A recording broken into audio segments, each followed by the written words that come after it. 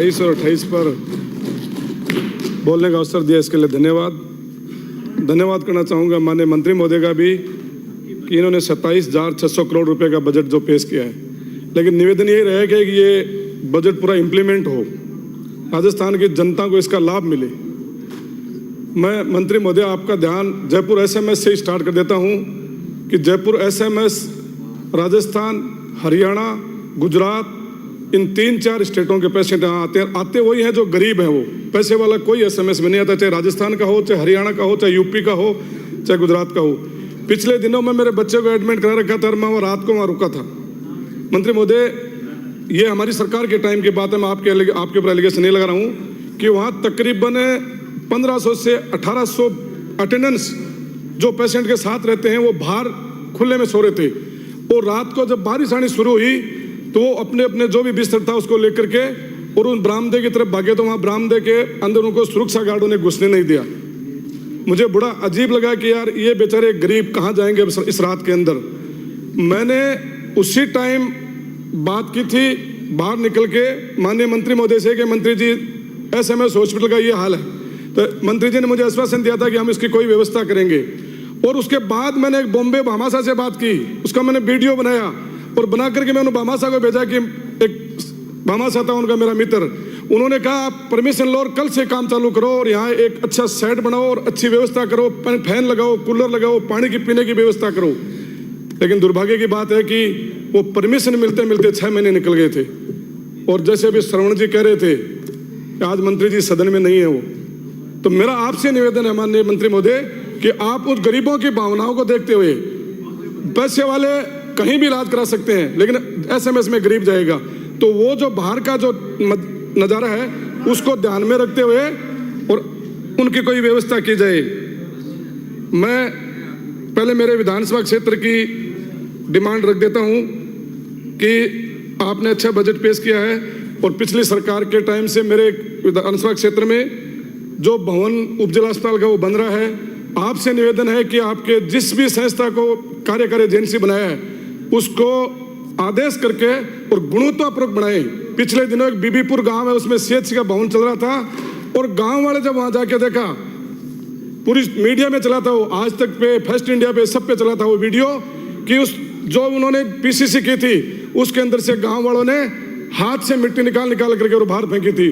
फिर वहां मीडिया जाने के बाद फिर आपके डिपार्टमेंट के अधिकारी के एनआरएचएम के और उस पूरे को तोड़ाया गया।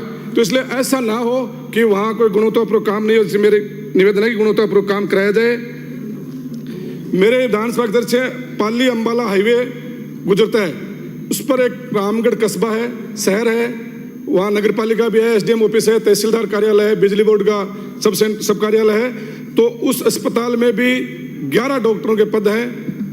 आज की तारीख में 4 डॉक्टर हैं, 7 खाली हैं। और हाईवे पे रोज एक्सीडेंट होते हैं, वहां पर आए दिन 2 या 3 कैजुअलिटी होती हैं, 10 से 12 लोग घायल होते हैं। तो जब उनको रामगढ़ अस्पताल में लेके जाते हैं तो वहां कोई सुविधा नहीं मिलती, या उनको चूरू जाना पड़ता है या उनको सीकर जाना पड़ता है, फिर सीकर से जयपुर। तो मेरे आपसे निवेदन है कि पद भरे जाएं और अगर उस हाईवे पे एक ट्रॉमा सेंटर खोल दिया जाए तो मैं समझता हूं जहां तक दुर्घटनाओं में मरने वालों की कमी आएगी और जो घायल होंगे उनको जल्दी से इलाज मिलेगा। फतेहपुर से भी 3 हाईवे गुजरते हैं, दिल्ली बीकानेर, जयपुर बीकानेर, अंबाला और पाली। वहाँ ट्रॉमा सेंटर भी है पहले से, लेकिन ट्रॉमा सेंटर के अंदर पद नहीं है, मात्र 2 डॉक्टरों के भरोसे ट्रॉमा सेंटर चल रहा है। बड़ा शहर है, 3 हाईवे गुजरते हैं, कोई ना कोई हाईवे पर एक दिन कोई ना कोई एक्सीडेंट होते रहते हैं। इसलिए उसमें ट्रॉमा सेंटर के नॉर्म्स अनुसार पद सर्जित करके और वहाँ डॉक्टर लगाए जाएं। मैं आपसे निवेदन करना चाहूँगा कि मेरे विधानसभा क्षेत्र में पिछले सरकार के टाइम में पीएचसी घोषणा हुई है, चल रही है, डॉक्टर है, लेकिन भवन नहीं है। इतने दिनों उसमें यह था कि जमीन नहीं थी उनके पास, अब उन्होंने जमीन का पट्टा जारी कर दिया, डिपार्टमेंट को भेज दिया है। कायमसर और हरसावा बड़ा, इन 2 में पीएचसी के भवन नहीं है, तो इनके पीएचसी भवन के आप बजट देने की बड़ी मेहरबानी होगी आपकी। कुछ सब सेंटर हैं, उनके पहले पट्टे नहीं थे, अब डिपार्टमेंट को पट्टे मिल गए हैं, तो उनको भी आप सब सेंटर के लिए बजट, भवन के लिए बजट स्वीकृत करें। हिरणा, कांगणसर, सदीनसर, गंगासर, ढाणी चत्रदास, रिणाऊ, बीबीपुर छोटा, सैणुसर, ढाणी सोंडा, सेकीसर उदनसरी, बागडोदा, बांठोद, आलमा, जुगलपुरा, गंडवा, ढाणी, पूनिया, ये बगैर भवन के चल रहे हैं सब सेंटर। बराए मेहरबानी आप ये बजट स्वीकृत करें। एक मैं आपसे निवेदन करना चाहूंगा कि फतेहपुर और रामगढ़ शहर में 2 जनता क्लिनिक संचालित हैं, वो भी भवनहीन है, उनका भी भवन का बजट स्वीकृत करने की बराए मेहरबानी करें। कुछ भवन पुराने हैं, उनको जर्जर हालत में, उनको भी नए बनाने की ठेडी, कारंगा छोटा, जलालसर, ठिमोली, पाला, चाचीवाद बड़ा, चाचीवाद छोटा और बारी, इनमें जो जर्जर हालत में जो भवन है उनकी आप दोबारा से बनाने की स्वीकृति जारी करें, ये मेरी आपसे निवेदन है। एक मैं आपसे ये बताना चाहूँगा माननीय शिक्षा मंत्री महोदय कि ये सबसे बड़ी चिंता का विषय कैंसर है। राजस्थान में हर साल करीब 1 लाख नए कैंसर मरीज सामने आते हैं। इनमें से 60 से 70% बीमारी 3rd स्टेज के में पहुंचने के बाद अस्पताल आते हैं, जब तक ये काबू के बाहर हो जाती है। इस कारण 2020 में 39,000 व 2022 में 41,000 लोगों की मृत्यु कैंसर से राज्य में हुई है।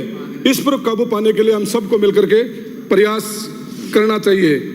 मैं चिकित्सा मंत्री जी का ध्यान एक और विशेष मुद्दे पर दिलाना चाहूँगा कि कांग्रेस सरकार द्वारा बेहतर मेडिकल सुविधाओं का भविष्य के लिए होनहार चिकित्सकों द्वारा तैयार करने के लिए राजस्थान मेडिकल एजुकेशन सोसाइटी राजमेश द्वारा 17 जिलों में 17 मेडिकल कॉलेज खोलकर उन्हें नेशनल मेडिकल कॉलेज कमीशन से मान्यता दिलाई थी। इन मेडिकल कॉलेजों में राजमेश के नियमों के तहत लगभग 700 शिक्षक कार्यरत हैं। इन पर राजस्थान सर्विस रूल्स लागू नहीं होने के कारण इनको न तो डीए मिलता है, न ही कोई ग्रेड सिस्टम। इस कारण इन कॉलेजों में फैकल्टी नहीं मिल पाती। यह चिकित्सक शिक्षक गत कई वर्षों से राजस्थान सर्विस रूल्स 1962 अडॉप्ट कराने हेतु प्रयासरत हैं। इनके अथक प्रयास का ही परिणाम रहा है कि बजट 2024-25 में माननीय वित्त मंत्री महोदय द्वारा राजमेश में राजस्थान सर्विस रूल्स अडॉप्ट किए जाने की घोषणा की गई, जिससे शिक्षकों में खुशी व्याप्त थी। यह नियम अडॉप्ट करने से राजमेश द्वारा संचालित 17 मेडिकल कॉलेजों में कार्यरत शिक्षकों को भी राजकीय मेडिकल कॉलेज के शिक्षकों के भांति ग्रेड पे डीए इत्यादि सुविधाएं मिलना शुरू हो जाएंगी। वित्त विभाग की टिप्पणी 129/129 के अनुसार 2017-22 के अंतर्गत नियुक्त चिकित्सक शिक्षकों को डाइंग कैडर घोषित मानते हुए इनको बस इनको राजस्थान